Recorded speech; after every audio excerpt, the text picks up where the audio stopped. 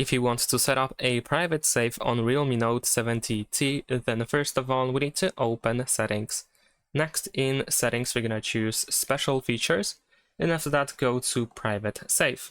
If you don't have privacy password set up yet, then you have to do so. So press Set Password, and then you can enter the password that you wish to have for example, the private safe. You can also tap over here, use a different password type in order to choose a different one. So let's say I'm going to switch to 4 digits, and let's enter a simple password. We need to enter it twice, in order to set it up.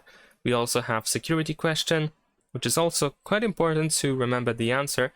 You can also change the security question in case you want a different one. And the answer is important in case you forget the password.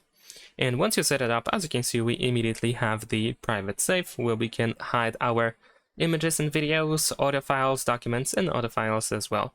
Tap on these 3 dots in the top right corner in order to find some additional settings for the private safe.